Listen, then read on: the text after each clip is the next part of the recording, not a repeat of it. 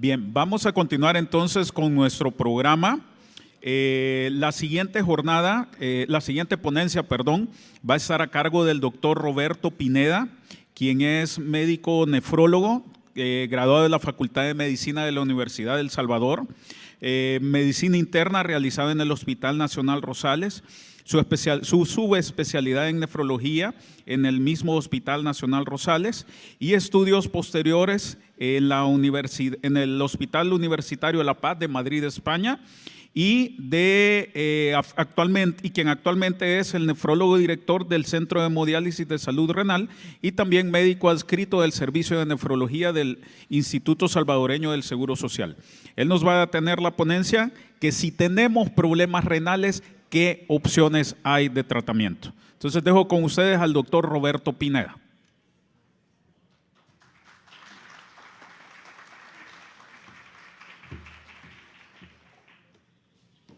Bueno, muchas gracias a todos. Buenos días. Para mí realmente es un verdadero gusto estar aquí, placer. Es realmente motivante venir y ver a tanta concurrencia que hemos tenido ahora, tanta gente que se ha acercado, entonces realmente es motivante. Yo creo que los nefrólogos que decidimos venir este día aquí a compartir nuestros conocimientos con ustedes, lo hemos hecho convencidos de que la prevención es la clave del futuro. Y hacia eso es lo que vamos, porque la prevención va a ser lo único que va a cambiar la evolución de la enfermedad. De lo contrario, vamos a tener siempre los hospitales llenos de pacientes que se están realizando diálisis o hemodiálisis. Bueno, esta es la última charla. Yo les agradezco que se hayan quedado hasta el final, porque yo vi que unos después del coffee break ya se iban para la casa, ¿verdad? Así que se les agradece. Bueno, vamos a continuar. Nosotros los nefrólogos tenemos un día dedicado a celebrar actividades educativas para los pacientes una vez al año, ¿verdad? Que es lo que celebramos nosotros. El segundo jueves de cada mes de marzo celebramos el Día Mundial del Riñón. Pero estamos en 15 y seguimos celebrándolo, ¿verdad? Prácticamente los nefrólogos ya hablamos ahora de la semana del riñón, el mes del riñón, y ya nos adueñamos del mes de marzo, ¿verdad? En marzo, mes del riñón. Pero también hay algo que se celebró hace poco, ¿verdad? Yo creo que la imagen puede sugerir, hay algo que se celebró y que también es muy importante, que es el Día Mundial de la Mujer, ¿verdad? ¿Cuántas mujeres hay aquí? Levantemos la mano, eso. O sea, prácticamente yo me imaginé que iba a suceder eso. La mayoría de personas que asisten a este tipo de eventos educativos, informativos, de salud, son las mujeres. Las que buscan atención en los hospitales, las unidades de salud están llenas más de mujeres principalmente, los hospitales de mujeres. Y no es porque se enfermen más, ¿verdad? Sino que porque buscan atención de sus enfermedades. Y eso es lo que tenemos que aprender los hombres de eso, ¿verdad? Porque aquí para esta enfermedad lo que necesitamos es información y sobre todo detección temprana. De nada sirve que si tenemos una molestia nos la aguantemos, digamos no pasa nada, yo me aguanto, etcétera, porque cuando van pasando así las cosas terminamos mal y los resultados son malos, ¿verdad? Así que bueno, un aplauso para las mujeres, ¿verdad? Bueno, ya los doctores, los colegas ya hablaron previamente de lo que es la enfermedad renal, su evolución, los estadios.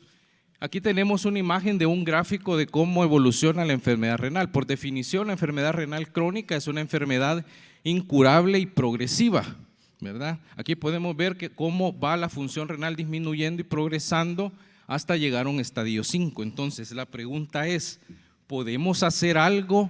¿Se puede hacer algo para tratarla, para detener la enfermedad renal? ¿Se puede hacer algo para hacerla más lenta? Y la respuesta contundente es que sí se puede. Entonces, en los siguientes minutos que me han dado, mi intención es explicarles cómo hacer para cuidar esos riñones. Ya los doctores ya adelantaron bastante. Pero claro, para poder detener la enfermedad, detener la progresión, primero tenemos que diagnosticarla. tenemos que detectarla y ya los doctores nos dijeron cómo. Luego es importante determinar qué grado de enfermedad tengo, si es que la tengo, qué estadio de enfermedad tengo, porque la enfermedad renal no se trata igual para todos, ¿verdad? No es lo mismo tener una enfermedad renal grado 1 que grado 4, no es lo mismo. Y eso tenemos que entenderlo, porque de repente siempre en las colonias hay una vecina, un vecino que sabe mucho de salud, ¿verdad? De medicina. Y entonces cuando ya el X vecina llega a la colonia contando que fue al seguro y le dijeron que tenía enfermedad renal, grado 1, entonces ya lo primero que le dice la vecina es: no, mira, deja de tomar café, hace ejercicio, no comas tomate, no comas guineo, no comas aquí, no tomes agua porque te van a hinchar los pies. O sea, no, ¿verdad? El tratamiento de la enfermedad renal es diferente para cada paciente. Entonces ahí es donde entra el papel del médico o del nefrólogo, comenzar a investigar e indagar qué llevó al paciente a la enfermedad renal, porque el paciente llega donde el nefrólogo diciendo: mire, vengo porque me dijeron que tengo la creatinina alta. Entonces empieza el nefrólogo a historiar al paciente, examinarlo de tal forma que tenemos que saber qué fue lo que causó la enfermedad renal. Entonces hay que investigar primero factores de progresión, ¿verdad? Ya los doctores hablaron de esto, pero lo vamos a repetir porque la idea es que ir reforzando. Hay pacientes que, por ejemplo, llegan que fuman, pacientes con obesidad, pacientes que nos dicen que no hacen nada de ejercicio, pacientes que nos llevan sus exámenes y el colesterol y los triglicéridos por las nubes, diabéticos no controlados, hipertensos no controlados. Aparte de eso, son pacientes mayores o que tienen antecedentes familiares de enfermedad renal. Entonces, todos esos son factores que al identificarlos, pues podemos intervenir en ese momento. ¿Y cuál es el objetivo o el beneficio de identificar esos factores de riesgo? Esto, aplicar medidas de nefroprotección en fases más tempranas.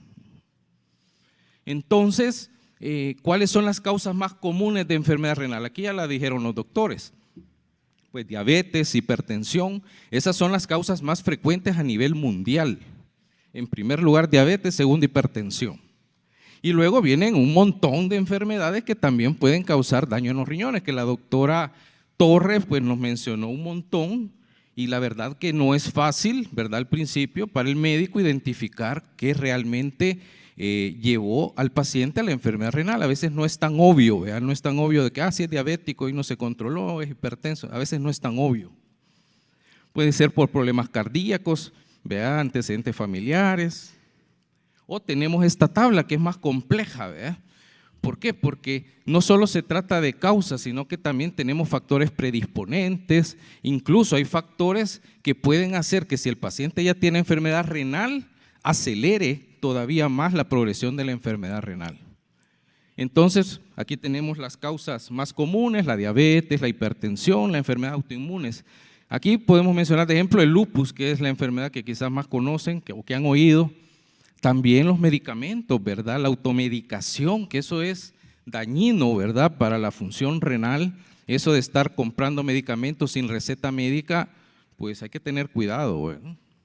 Y luego, pues otras enfermedades, ya se mencionaron cálculos en los riñones, infecciones de vías urinarias frecuentes, ¿verdad? Hay factores que pueden predisponer la edad, ¿verdad? Los pacientes mayores están más predispuestos. También ciertos grupos étnicos, ¿verdad? Los latinos estamos más expuestos que un caucásico, que un blanco de allá de Europa. Y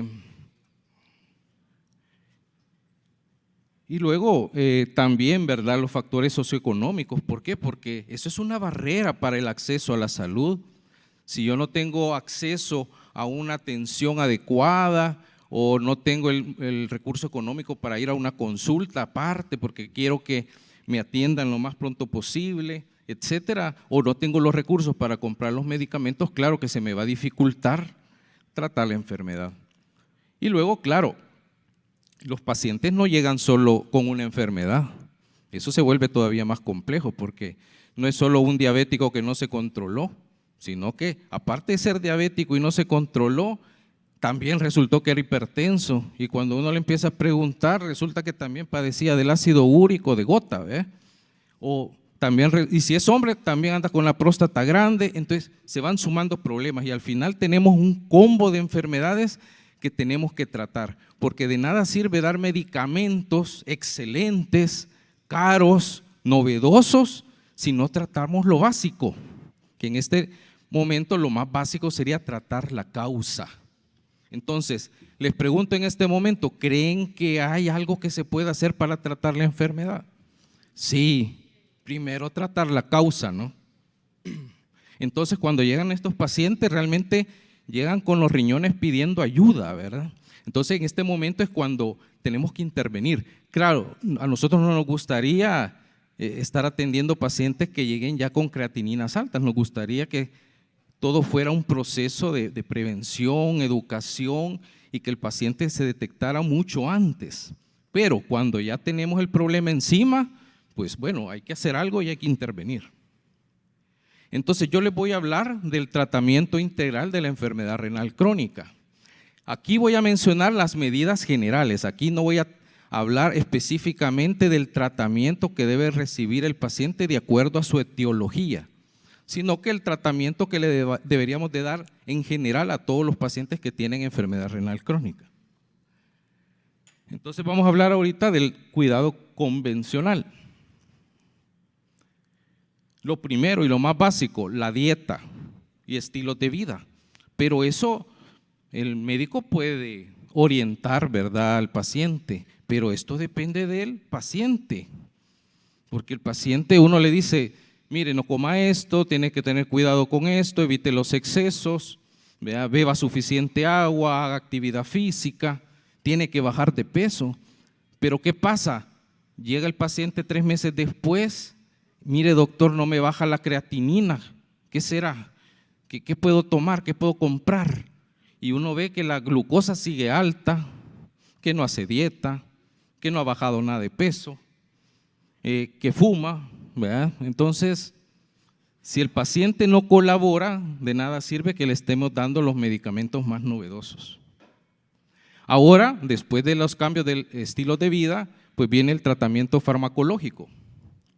Aquí tenemos medicamentos que se pueden utilizar para evitar la progresión de la enfermedad renal, es decir, aquellos pacientes que ya tienen enfermedad renal, pues entonces, independientemente del estadio, pues entonces nosotros tenemos que implementar aquellos medicamentos que nos pueden ayudar para tratar la enfermedad. Y aquí tenemos varios grupos de medicamentos con diferentes mecanismos, no vamos a decir marcas, ni qué tipo, ni nada. A mí lo que me interesa es de que sepan que existe un arsenal terapéutico para tratar la enfermedad. Lo único que necesitan ustedes es buscar ayuda y comenzar el tratamiento temprano, porque entre más temprano se trate, los resultados van a ser mejores. Entonces tenemos medicamentos, les voy a decir ahorita para sentirme yo doctor, ¿verdad?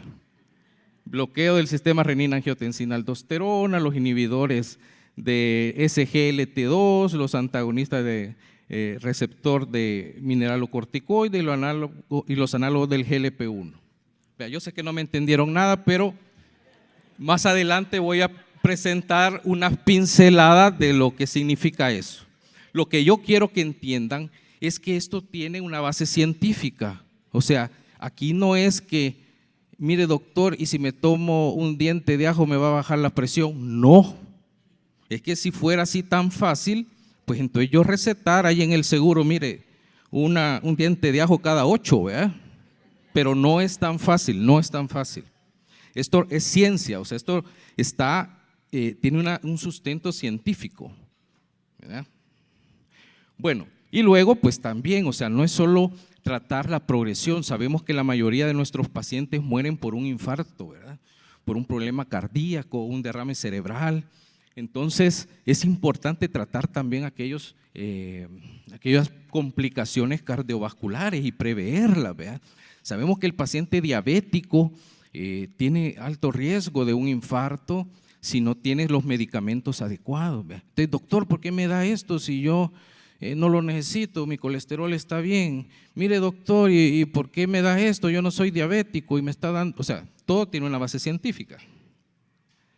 Y luego existen otros medicamentos para tratar la enfermedad renal ya avanzada, que en esto no me voy a meter mucho porque esto ya es más especializado, ¿verdad? Esto es para tratar ya complicaciones del paciente que tiene una enfermedad renal crónica grado 4, grado 5. ¿Verdad? Y cuando ya es inevitable la llegada del paciente a un nivel 5 y que ya requiere tratamientos por nefrología más avanzados, pues las opciones de tratamiento son la diálisis peritoneal, la hemodiálisis y el trasplante renal. Es decir, que hasta en estas etapas todavía podemos hacer algo. No es que ya está todo perdido, ¿verdad? Tenemos, bueno, los nefrólogos, como solo vemos pacientes con enfermedad renal, pues nosotros podemos ver diariamente cómo muchos pacientes salen adelante con este tipo de terapias. Además, también en esta etapa nos toca conservar la función renal residual, ¿verdad? Es decir, tratar de que el paciente, si todavía orine, pues conserve esa función de orinar por más tiempo. Entonces, todo eso pues requiere un cuidado por el nefrólogo. Y luego de este tratamiento no voy a hablar nada, pero para que lo sepan, existe también un tratamiento soporte, que es el tratamiento o manejo sintomático, ¿verdad?, que le damos a nuestros pacientes. Y luego los cuidados paliativos, que también se incluye dentro del manejo integral de los pacientes con enfermedad renal avanzada, que es decir, aquel paciente que ya requiere diálisis pero que no acepta, así como el meme, ¿verdad? No acepto. Entonces, ese paciente que no acepta la hemodiálisis, pues entonces existe una forma de terapia, pero claro, es simplemente para aliviar los síntomas y aliviar la enfermedad. O aquel paciente que estuvo en diálisis y que de repente pues decide ya no continuar con el tratamiento, pues existen los cuidados paliativos. Entonces, lo primero es cambios de estilo de vida, ¿verdad? Es decir, reducir el consumo de sal, hacer actividad física, alimentarse sanamente, saludable, beber suficiente agua, pero hay gente que no acepta, aunque nosotros les digamos, no aceptan, ¿verdad? Yo vi, por ejemplo, allá afuera que algunos hasta 2 colas hicieron, ¿verdad? Doble cola para. Pero aquí la palabra clave es tanto, ¿verdad? Tanto pan con café, ¿verdad? Entonces, pero la idea es que ustedes como pacientes o familiares de pacientes tienen que inculcar que parte del tratamiento es los cambios del estilo de vida. A mí realmente me da pena con ustedes porque el doctor Eliseo Guzmán puso frases de Paracelso, de Hipócrates, yo les traigo esto, pero bueno. Yo creo que hemos evolucionado en algunas cosas, pero en otras cosas, por lo menos en la dieta no hemos evolucionado bien, ¿verdad? Porque hemos dejado quizás lo más natural por alimentos procesados, ¿verdad? Y esta ha sido nuestra evolución, ¿verdad? Ahora, la dieta baja en proteínas, claro que tiene su evidencia científica, ¿verdad? Nos ayuda sobre todo a retrasar la progresión de la enfermedad renal, ¿verdad?, que es quizás lo principal. Ahora, la restricción de las proteínas en la dieta, claro, debe de ser guiado por un nutricionista, ¿verdad?, un nutriólogo, no lo podemos hacer solos, siempre necesitamos, porque el objetivo de restringir tampoco es alterar el estado nutricional del paciente, no deteriorarlo, ni tampoco es que pierda masa muscular, ¿verdad? La restricción de sal, ¿verdad? Es importante porque recientemente se hizo un estudio en México para ver qué cantidad de sal comían los mexicanos, ¿verdad? Y ellos aproximadamente están comiendo 10 gramos de sal al día. Nosotros, nuestra dieta no cambia mucho con los mexicanos. Yo creo que comemos igual frijolitos, aguacate, lo mío. O sea, la dieta es similar. Entonces, ¿qué pasa? Que estamos consumiendo mucha sal y a veces hay sal que está escondida, que no es evidente. No, es que yo no le pongo sal a la comida. Sí, pero la comida rápida lleva sal, ¿verdad? Los alimentos procesados llevan sal, los embutidos llevan sal, los quesos llevan sal. Es decir, todo eso hay que tomarlo en cuenta también en la dieta. Lo que equivale a 1 gramo al día de sal es similar a una cucharadita de esas de té, ¿verdad? Algo así debería ser el consumo de sal al día. Pero ya consumir 10 gramos ya es escandaloso, ¿vea? Bueno, entonces aquí les hablo de algunos medicamentos, de esos raros que yo les mencioné. Y nosotros, los nefrólogos, ya tenemos más de 20 años. Bueno, no yo, porque yo estoy joven, pero los mayores ya tienen más de 20 años de estar tratando la enfermedad renal con esta clase de medicamentos, ¿vea? Que son los inhibidores del sistema renina-angiotensina-aldosterona, ¿vea? Y ustedes me dicen, pero bueno, yo no entiendo ni papa. Pero tal vez si yo les menciono algunos medicamentos, me digan, sí, vea, entre ellos está el enalapril, la irbesartán, la losartán, candesartán, o sea, todos los sartanes y todos los priles nos ayudan a proteger el riñón. ¿Por qué? Porque reducen la pérdida de proteínas y nos ayudan a retrasar la enfermedad. Mire, doctor, ¿y por qué me deja esto si yo no soy hipertenso? No, pero es que se lo dejo porque le va a ayudar a retrasar la progresión de la enfermedad renal. Entonces, para eso es que utilizamos esos medicamentos. Claro, utilizamos dosis bajas, ¿verdad? No damos dosis altas como le damos a un hipertenso, pero sí los utilizamos y todavía se siguen utilizando. Es decir, no es que nosotros, porque ya aparecieron nuevos medicamentos, ya no los vamos a ocupar, no, se siguen ocupando. Ahora, claro, ya lo más novedoso son medicamentos que inicialmente se crearon para tratar la diabetes, que bajaban el azúcar y controlaban a los pacientes diabéticos, pero luego los estudios empezaron a decir que estos medicamentos también ayudaban a proteger el corazón, a proteger los riñones. Entonces, por eso es que comenzamos a utilizarlo mucho en pacientes con enfermedad renal, a tal punto que ahora ya no solo los ocupamos para los pacientes diabéticos, sino que también a los no diabéticos. Y esto hay que explicárselo a los pacientes porque es lo mismo, ¿verdad? Preguntan, bueno, ¿y por qué me deja esto? Yo fui a leer, porque eso es bien importante, los pacientes van a leer, uno les deja la medicina y en la siguiente consulta le llegan contando a uno, ¿verdad? Mire, doctor, yo leí, pero ese es para diabético, ¿y por qué me lo deja?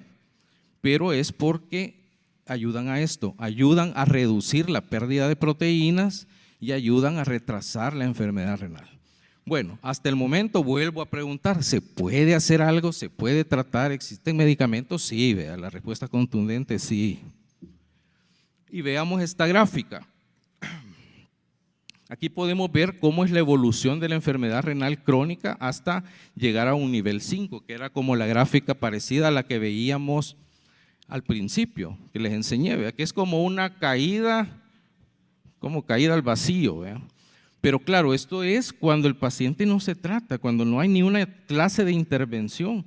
Como es una enfermedad sintomática, el paciente dice, no, si yo soy sano, a mí no me duelen los riñones, yo me siento bien. Pero ahí van, ¿ve? Avanzando, cuando ya sienten síntomas, ya la enfermedad ya está súper avanzada. Pero ¿qué pasa si el paciente es hipertenso y yo lo controlo? Pues entonces vamos a lograr retrasar un poquito más el deterioro de la función renal. O sea, si tratamos la causa, vamos a retrasar el deterioro de la función renal. ¿Y qué pasa si yo le agrego un inhibidor del sistema renina-angiotensina-aldosterona? Entonces retrasamos un poco más, el valsartán, candesartán, etcétera. Claro, todo eso no es que, esto no es receta para todo, ¿vea? El médico tiene que decir qué dosis, si lo necesita o no lo necesita, si hay una contraindicación o no. Pero si nosotros vamos añadiendo los demás medicamentos de los otros grupos, pues vamos a ir viendo que vamos a ir ganando tiempo y vamos a ir retrasando y volviendo más lenta la enfermedad renal crónica. O sea que a pura medicación podemos hacer incluso que el paciente se atrase unos 15 años en llegar a diálisis. Tal vez el paciente llega a los 80 años y me dice, mire doctor, ya no me deje nada, ya es suficiente, ¿va? Ya me cuido el riñón bastante, ya no quiero nada. Pero puede ser que llegue a los 80 años y diga, no, vea, yo quiero seguir mi tratamiento y quiero hacerme diálisis y verdad, todo lo demás. Entonces, tratamiento hay, vean, tratamiento hay. Entonces, hay intervenciones que se pueden tomar, ¿verdad? Independientemente del estadio de enfermedad renal, es decir, desde estadio 1 hasta estadio 5, ¿verdad? Por ejemplo, los cambios de estilo de vida no es solo para los que ya tienen enfermedad avanzada, los cambios de estilo de vida es para todos, ¿verdad? Desde estadio 1, dejar de fumar es para todos, ¿verdad? Utilizar medicamentos, controlar la presión, controlar el azúcar, se pueden realizar en cualquier momento o etapa de la enfermedad, ¿verdad? Y así la introducción de los siguientes medicamentos, ¿verdad? Ajustar dosis de medicamentos, evitar nefrotóxicos, tratar la causa, eso se puede hacer desde un nivel 1, ¿verdad? ¿Cada cuánto tenemos que estar viendo a los pacientes? Eso va a depender también, ¿verdad?, de la severidad de enfermedad que tiene. Si está en un grado verde, por ejemplo, un color verde, es decir, que tiene un bajo riesgo, una enfermedad de bajo riesgo, pues bien se puede ver cada 6 meses o cada año, todo depende, ¿verdad?, de sus niveles, de sus comorbilidades. Si ya está en un grado moderado, pues se puede ver cada 3, 4, 5, 6 meses. Si ya es un paciente que tiene una enfermedad grave, a estos pacientes hay que verlos más frecuentes, ¿verdad? Estos pacientes hay que verlos cada mes, cada 2 meses, cada 3 meses.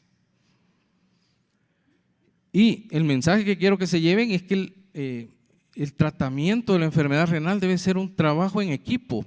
O sea, no es solo el nefrólogo, necesitamos que el paciente colabore, necesitamos el apoyo del nutricionista, del psicólogo, ¿por qué no del cardiólogo, endocrinólogo, etcétera? O sea, necesitamos apoyarnos para poder tratar al paciente, que es un paciente complejo, con muchas complicaciones. Y eso es todo lo que le trae, una charla corta. Como ya todo esto ustedes lo saben, ahora yo les voy a preguntar a ustedes a ver si… No, mentiras, pueden preguntar, pueden hacer preguntas. Gracias.